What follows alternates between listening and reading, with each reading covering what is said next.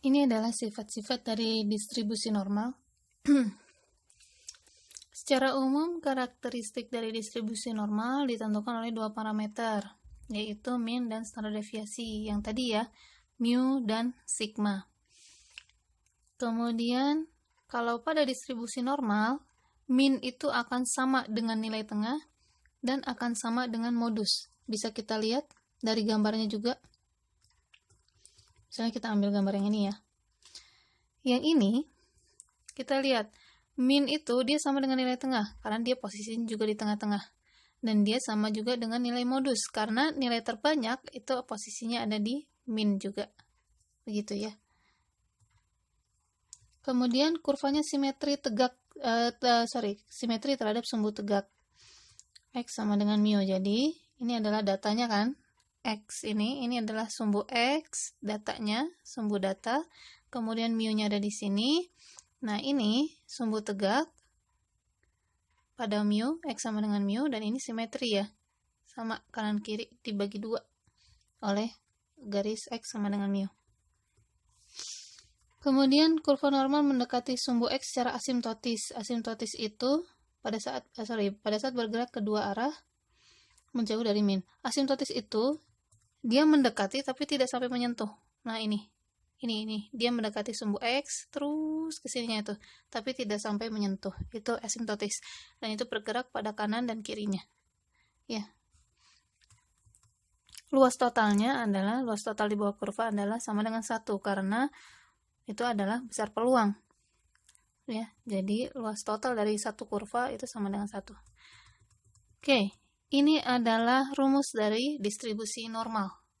Jadi rumus normal yang tadi kemudian diaplikasikan terhadap integral ya, karena dia adalah distribusi peluang kontinu, dan hasilnya adalah seperti ini. Ini rumusnya. Tapi untungnya kita tidak akan menggunakan rumus ini untuk perhitungan. Ada yang sudah mengerjakan, ada yang bisa memudahkan ya, lebih simple, menyederhanakan dalam perhitungan peluang distribusi normal itu dengan menggunakan transformasi. Nih ya, secara analitis integral ini akan sulit dipecahkan. Oleh karena itu, kita lakukan transformasi nilai X, di mana X itu data, menjadi nilai baku Z. Nilai baku Z, yaitu transformasinya adalah ini. Jadi, X datanya dikurangi mu, mean atau rata-rata, dibagi standar deviasi. Ya. Nah, ini nilai baku Z ini dikenal sebagai distribusi normal baku atau normal Z. Normal Z itu maksudnya, normal baku itu adalah mentransformasi mu yang berapapun itu angkanya ditransformasi menjadi mu sama dengan 0. Dan standar deviasi yang berapapun nilainya ditransformasi menjadi standar deviasinya sama dengan 1. Ini adalah penjelasan bentuk transformasinya. Misalnya nih, ini mu X, misalnya mu X-nya berapa nih? Rata-ratanya berapa? Yang jelas bukan 0 ya. Kemudian ditransformasi ke Z. Hasilnya adalah ini. Yaitu rata-ratanya 0. Agar nanti ke sebelah kiri itu jelas nilainya negatif dan ke sebelah kanan nilainya jelas positif. Sama ini ya. Ini kalau misalnya luas daerah sebelah kiri saja. Ini yang di antara tengah-tengah antara A dan B. Kemudian ada yang sebelah ujung saja, B saja. Begitu ya. Jadi ini adalah bentuk transformasi dari distribusi normal menjadi distribusi normal baku. Apa bedanya? Yaitu mean-nya berubah jadi 0 dan standar deviasinya berubah menjadi 1. Makanya dia bentuk kurvanya akan sama semua nih. Ya, distandarkan. Nah, ini ya, transformasinya. Tadinya mu-nya sekian, berapa, standar deviasinya berapa. Nah, ditransformasi menjadi transformasinya mu-nya jadi 0, standar deviasinya menjadi 1. Nah, setelah ditransformasi, kita selanjutnya menggunakan tabel distribusi normal baku, yaitu tabel Z. Ini biasa terlampir pada buku-buku referensi, dan nanti kita akan menggunakan ini. Ketentuannya, peluang Z sama dengan A itu adalah sama dengan P itu sendiri. P ini adalah nilai yang ada di dalam tabel Z. Nanti saya akan menjelaskan cara membacanya. Kemudian, luas kurva normal itu dihitung dari kiri ke kanan. Kalau nilai Z-nya positif alias ini ya, A-nya itu bernilai positif, maka ditambah 0,5. Sedangkan kalau Z-nya negatif, maka dikurangi 0,5.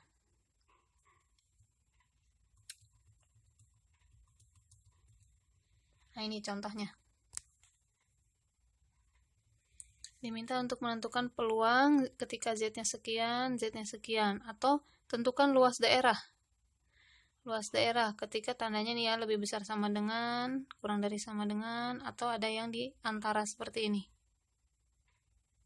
Nah, kita akan coba membaca tabel Z. Oh ya, sebelumnya ini ya, tabel Z bentuknya seperti ini yang akan kita gunakan. Nah, ini tabel Z-nya.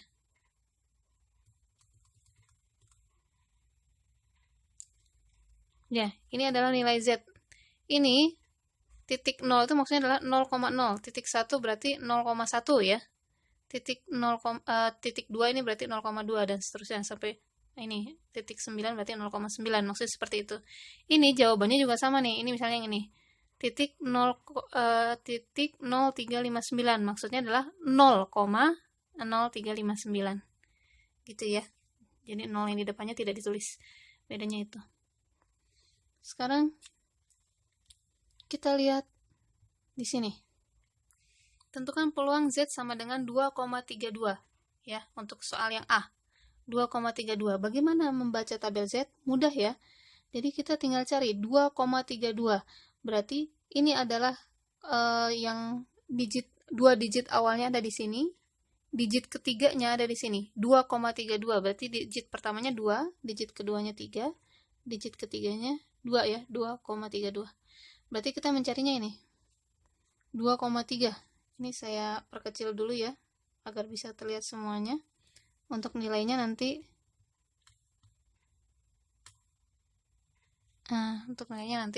saya perjelas. Oke, 2,32. Ini adalah 2,3. Jadi kita carinya di sini dulu. 2 digit 2,3.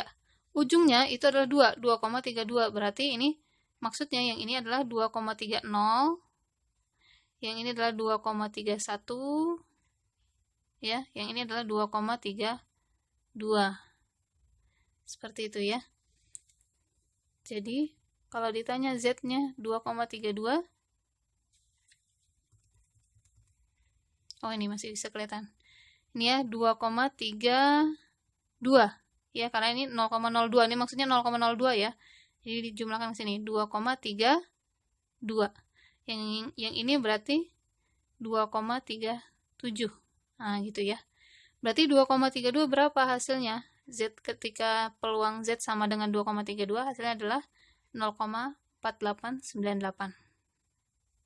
Gitu ya.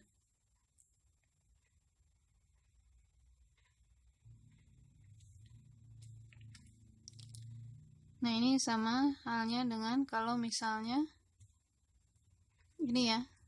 Tadi ketika Z-nya sama dengan A itu hasilnya P saja, P yang ada di dalam tabel tadi kita langsung tuliskan ya. Jadi ketika A-nya ini tadi 2,32 berarti P-nya peluangnya adalah ini 0,4898. Begitu ya. Kemudian soal berikutnya adalah 1,69 minus 1,69.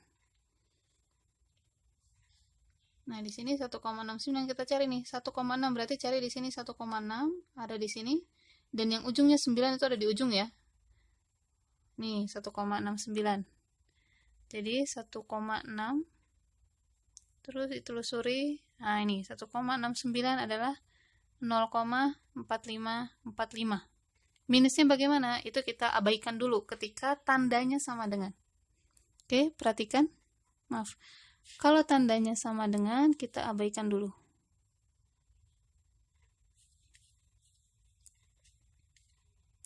Ini ya, kalau tandanya sama dengan, kita abaikan dulu nilai negatifnya. Jadi langsung tulis saja si nilai dari tabel ya.